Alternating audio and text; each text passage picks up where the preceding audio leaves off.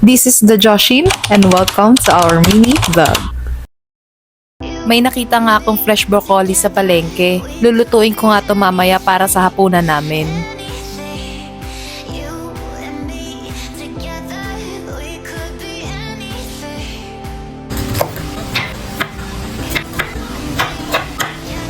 Sa pangalawang tangkay, ewan ko kung tangkay ang tawag doon, nakakita nga ako ng uod. Yung mga malalaki nga dyan, hinati ko sa gitna para hindi mahirapan yung mga bata kainin.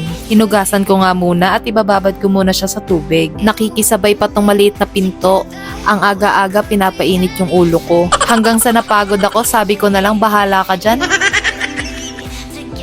Ito na nga yung sinasabi ko, kapag may ginagawa ako, may ginagawa din si Bebo. Kinalat niya lang naman yung damitan niya at pinagpupunit-punit yung baby book niya. Bigla talagang kumato yung ulo ko.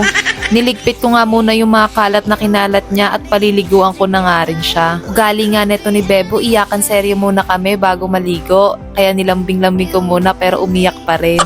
Katapos ko nga mapaliguan si Bebo, binigyan ko muna siya ng dede para stay put lang siya. Habang busy si Bebo sa panunood, nagsaing muna ako.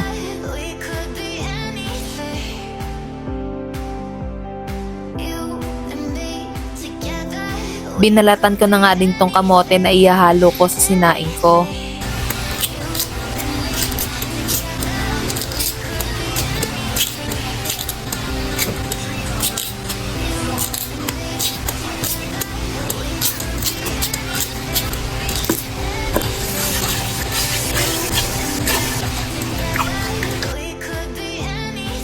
Katapos ko nga magsaing, binuhos ko na yung tubig na pinagbabarang ko sa broccoli at pinalitan ko ng mainit na tubig.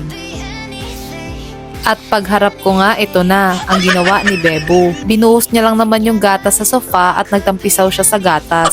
Hindi nga lang buhok mo ang malalagas kay Bebo, pati buhok mo sa baba. Nung dalaga ako, pinangarap ko noon, bigyan ako ng mga anak na active.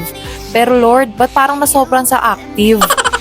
Napabuntong hininga nga ako dyan at tinapos ko na lang yung paglilinis. Nagmamadali na nga rin ako dahil susunduin pa namin si Kuya Zion. Pagkatapos ko nga malinisan yung sofa, kinuha ko na yung bike ni Bebo at susunduin na nga namin si Kuya Zion. 2 minutes nga lang kami naghintay at labasan na nga nila Kuya Zion.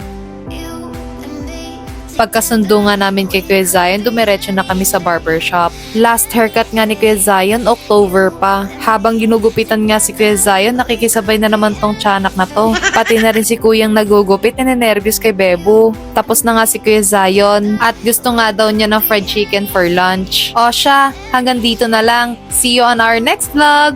Bye!